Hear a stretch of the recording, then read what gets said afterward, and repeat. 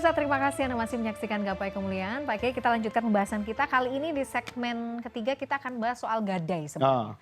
Nah, bagaimana hukumnya jika ada seseorang penerima gadai itu memanfaatkan barang gadaian? Apakah boleh dilakukan dan kalau boleh syarat dan ketentuannya apa, Pak Kiai?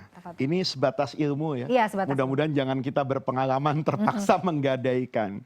Gadai itu para pemirsa di dalam Islam itu adalah akad penunjang, bukan akad pokok. Akad penunjang itu kalau ada orang melakukan transaksi apapun yang melahirkan hubungan hutang piutang. Dia bisa jadi pinjam uang, bisa jadi jual beli secara tangguh, misalnya dia beli barang akan dilunasi setelah 5 tahun. Maka untuk bahasa fikihnya itu istifa'uddain. Istifa'uddain itu menjaga bahwa hutang ini di kemudian hari bisa dilunasi. Bahasa ekonominya mitigasi, supaya transaksi ini prudent, hati-hati. Kalau nanti dia nggak bayar bagaimana? Maka gadaiannya ini yang dieksekusi. Nah, karena gadai ini lahir biasanya dari transaksi hutang piutang, maka terkait al-intifa birrohni, memanfaatkan barang gadaian. Ini yang memanfaatkannya bisa dua pihak loh Mila, sebetulnya dalam fikih. Bisa orang yang menggadaikan, bisa orang yang menerima gadai. Misalnya nih, saya berhutang sama Mila nih. Saya bilang, Mila, supaya Mila merasa tenang dan percaya, mobil saya gadaikan. Yang digadaikan apanya? BPKB-nya sama STNK-nya. Mobilnya kan tetap sama saya, gitu loh. Atau sebaliknya, mobilnya secara fisik diminta sama Mila. Pak Faiz, mobilnya harus diparkir di rumah saya. Nah, boleh nggak Mila kemudian memanfaatkan mobil saya itu tadi kan? Yang pertama, kalau yang mau memanfaatkan orang yang menggadaikan, sayanya nih yang punya hutang sama Mila. Mila, saya pinjam uang ya. Kata Mila, boleh Pak Faiz, tapi untuk jaminan mobilnya ya. Iya deh, tapi mobil ini saya pakai ya untuk kerja. Boleh apa enggak? Kalau Mila membolehkan, pahalanya besar. Sudah ngasih saya hutangan, mobilnya tetap boleh saya pakai. Itu surganya tinggi nanti Mila di sana ya. Nah, tapi kalau sekarang Mila yang mau pakai nih. Nah, di sini ulama tidak sepakat. Kenapa? Karena ada kaidah begini, kaidah yang diterima oleh semua fuqaha. Kullu qardin, semua hutang piutang, jarro naf'an, yang mendatangkan manfaat nih Mila, kepada yang menghutangi, fahuwa riba.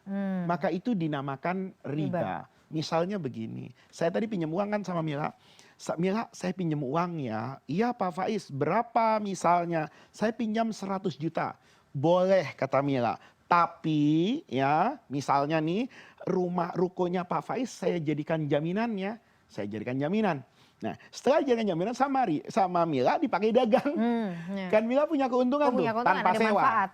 Pertanyaannya, seolah-olah Mila mengatakan saya pinjamkan uang 100 juta, tapi saya punya keuntungan nilai dari sewa setahun misalnya. Kalau ruko itu disewa 5 juta, setahun 50 juta misalnya, maka Mila dapat untung 50 juta tanpa terasa. Nah, yang seperti inilah yang diperdebatkan oleh para ulama.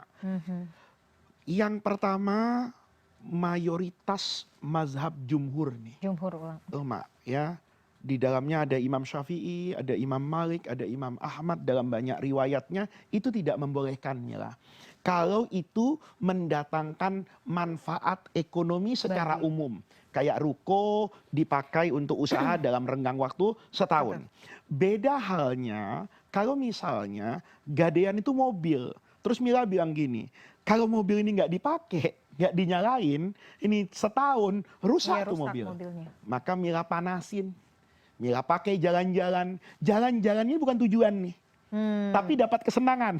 Gitu sama anaknya. Yuk nak, nemenin ibu jalan-jalan sore. Suntuk nih di rumah. Pakai mobil siapa itu? Mobil gadaian dipakai.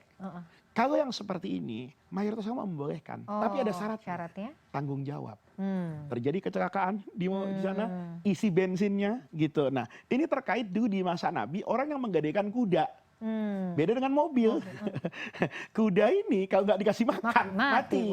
Maka dikasih makan. Nah, senilai makanan itu boleh kudanya dipakai. Oh, senilai makanan itu. Makanan itu kata fuqaha nih. Jadi kalau Mila ngisi bensin misalnya, saya isi 100.000. Kira-kira dapat berapa liter ya? Kira-kira berapa kilo lah gitu Itu dikonversi pakai. dipakai. Dan itu bukan tujuan tapi itu tabaan saja, ngikut tanpa sengaja. Gitu. Tapi kalau memang sengaja misalnya, saya buat kerja, saya buat kemana, itu nggak boleh. Itu mazhab mayoritas ulama nggak membolehkan. Imam Abu Hanifah membolehkan. Tapi dengan syarat seizin yang punya barang. Karena barang itu kan punya saya.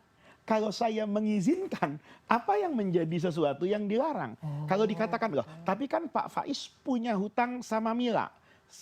Disyaratkan yang pertama, itu bukan kebiasaan, bukan dipersyaratkan, itu terjadi di tengah-tengah. Jadi mobil sudah saya serahkan, misalnya, terus Mila ngomong, Pak Faiz, saya ini mau kondangan.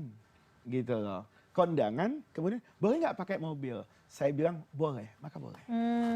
Gitu. Oke, jadi selama bukan di awal tadi sebagai syarat boleh ya Pak Kiai ya? Artinya Dan tidak bukan boleh. kebiasaan di masyarakat. Bukan kebiasaan di masyarakat. Kalau kebiasaan di masyarakat jadi nggak boleh. Oke. Ini tetap itu ya, yang dikatakan oleh Imam Abu Hanifah sejatinya itu diizinkan. Jadi kuncinya diizinkan. Diizinkan. Jadi misalnya kemudian malah yang punya barang gadaian itu ya tadi malah bilang nyuruh udah kalau misalnya mau di ini pakai silahkan Bapak gini-gini itu malah nggak apa-apa ya berarti. Dan itu nggak ada tanggung jawab. Selama bukan karena kelalaian. Nauzubillah nih misalnya dia ngomong Pak Faiz saya izin ya mobilnya dipakai ke kondangan ke sana, tahu-tahu mobilnya hilang. Gitu loh. Maka selama itu bukan dalam kesembronan, sudah ditaruh di garasi, dikunci, tapi masih dicuri, ya itu berlaku seperti orang minjam barang kan. Kalau di luar kelalaian dia tidak tanggung jawab, dia hanya bertanggung jawab sebatas apa yang menjadi tanggung jawabnya. Oke, misalnya Pak Kiai, itu barang gadaian sampai tapi kemudian. Tapi ini satu mazhab ya, mayoritas mengatakan tidak boleh. Karena itu ada syubhat ribanya di situ. Nah kemudian Pak Kiai, misalnya dalam konteks lain, si yang tadi berhutang, karena kan tadi dibungkus dibangun dalam kondisi berutang piutang ya. Si yang berhutang itu tidak mampu membayar ternyata. Aduh nggak mampu bayar nih. Barang gadaian itu berarti statusnya boleh dimiliki? Oke. Dieksekusi dan dilakukan penghitungan berapa sisa hutangnya. Tidak boleh kemudian misalnya di ujungnya, misalnya hutang tadi misalnya katakan 1 miliar, ya mobil yang dijaminkan katakan 1 miliar, tiba-tiba sudah dicicil 800 sisa 200, nggak bisa bayar, eksekusi mobilnya. Nanti dari penjualan itu dibayarkan sisa 200, sisanya kembalikan kepada pemilik. Begitu. Nah kalau tidak pakai hitungan itu namanya judi Mila. Kan ada untung-untungan, nasib-nasiban, nggak boleh kayak gitu. Jadi begitu sebenarnya Islam itu mengatur ya Pak Kiai, supaya nggak jadi menzolimi kedua belah pihak sebenarnya. Nggak ada. Gitu loh. Makanya yang banyak dilakukan transaksi keuangan itu kan menjadikan aset itu sebagai gadai. Kayak misalnya ada teman-teman yang melakukan KPR. KPR yang IB yang berbasis syariah misalnya, maka yang digadaikan itu kan aset rumah itu.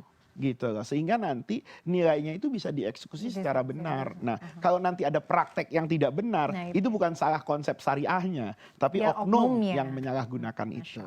Menarik sekali. Ini kayaknya ada satu bahasan muamalah sendiri loh, harus kita kupas tuntas ya Pak Kiai. Insya Allah nanti ada kesempatan deh kita bisa bahas. Pak Kiai, kita harus jeda dulu. Pemirsa jangan kemana-mana, Gapai Kemuliaan masih akan kembali saat lagi. Tetaplah bersama kami.